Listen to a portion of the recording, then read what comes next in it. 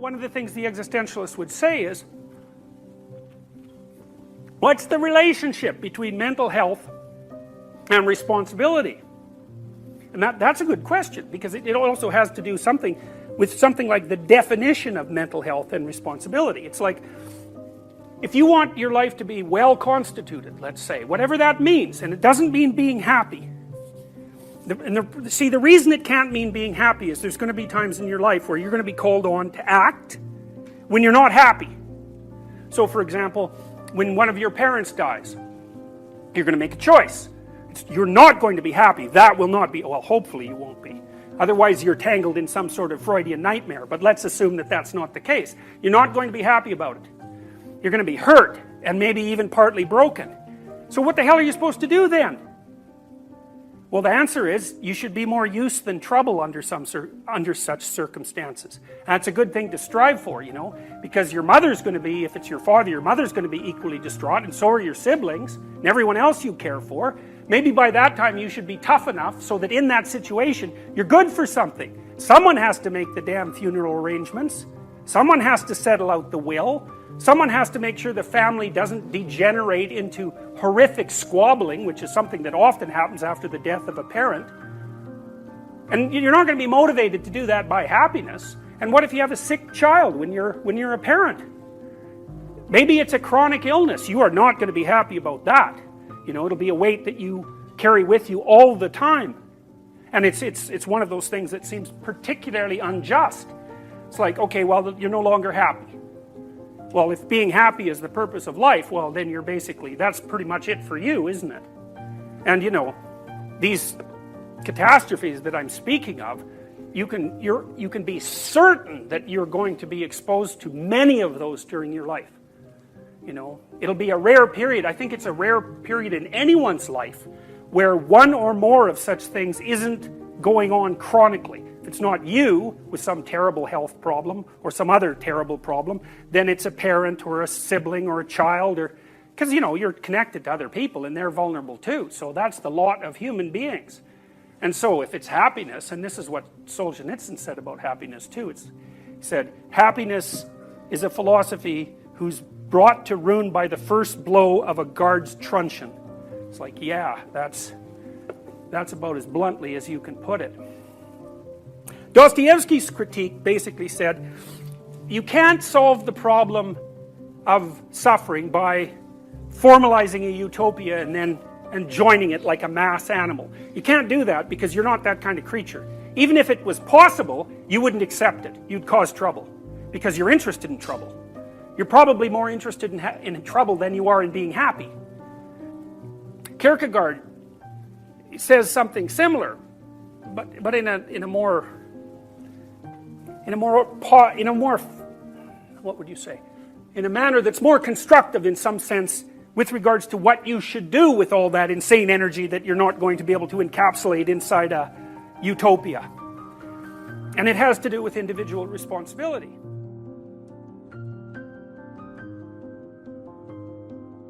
I think at least part of it is the complexity of our society. It isn't certain how the future is going to lay itself out, and it isn't certain that what you knew in the past is going to be sufficient for you to move forward into the future.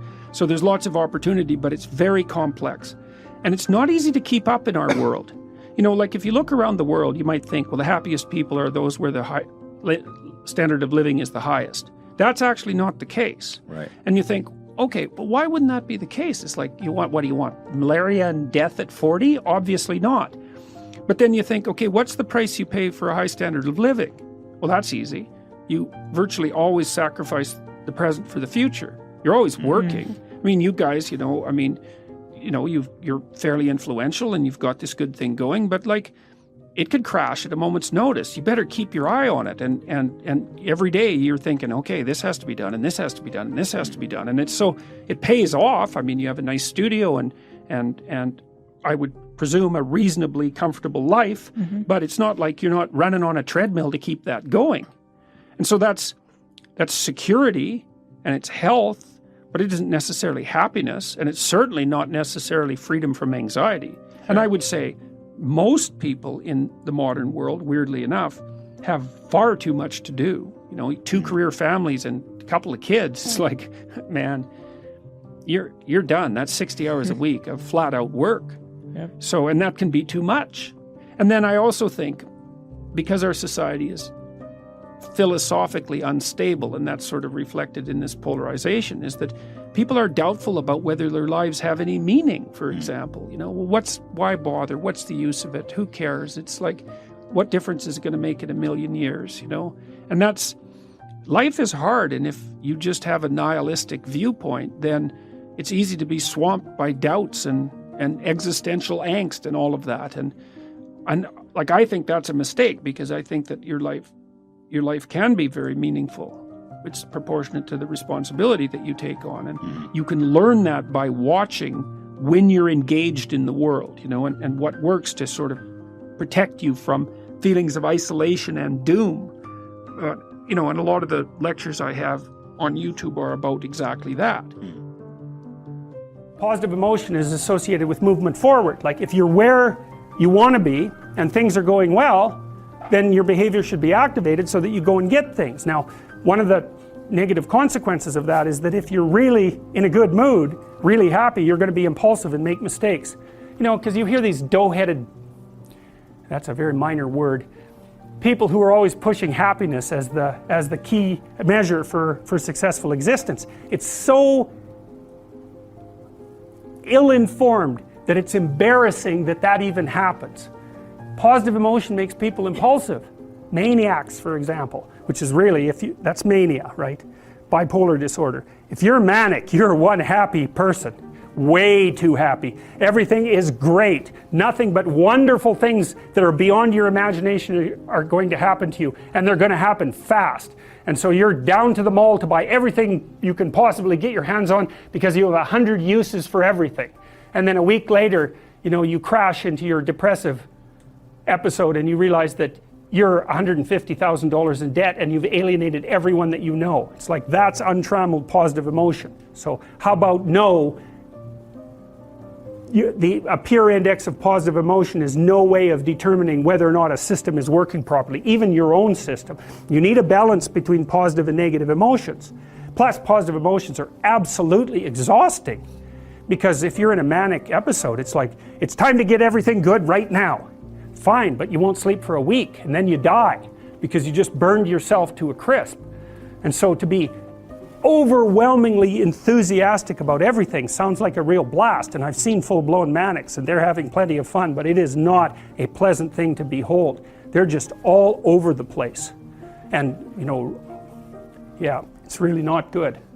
It's really not good. You need a balance between these two systems, because the whole world isn't explored territory bursting with nothing but promise. That's not the world.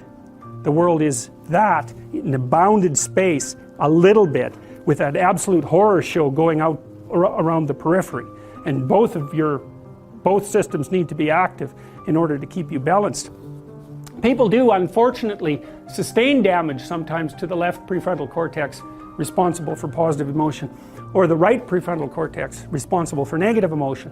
And if you sustain right hemisphere prefrontal damage, it makes you inappropriately happy and impulsive, and your life just goes, you just spiral downhill, because you make nothing but impulsive decisions. And you know what the real world consequence of that is, you know? Get drunk and be impulsive for one night, you can learn what the bloody consequences of that are.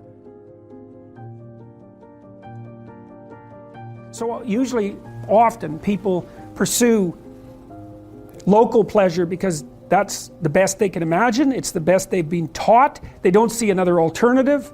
So it can be ignorance. It can be they don't want to adopt the responsibility, because part of the problem with working at every level of the hierarchy simultaneously is that it's like dancing to a very complex waltz, let's say. You have to be paying attention to a very large number of things simultaneously and doing things right. It requires responsibility. And so, you know, it's a pain. It's a weight. Part of the reason people drink alcohol is to get rid of their responsibility. I mean, that's, you know, you hear people drink because they have problems. It's like, yeah, no.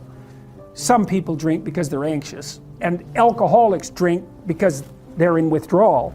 But young people drink because they're sick and tired of being responsible, because it's annoying. It's like, so I'll drink enough, I won't care about the medium to long-term consequences, because alcohol, that's exactly what alcohol does. It doesn't make you ignorant of the medium to long-term consequences, but it makes you not care about them. And partly it's because it dampens anxiety. So it dampens anxiety, it leaves your positive emotion circuits intact, so then you can go out there and do stupid fun things, and that's a party, really. Let's go do stupid fun things. That's a party. But the medium to long-term consequences are, it's risky. It doesn't mean you shouldn't do it, but it's risky. So, yeah, they don't know better. That's the answer, I would say.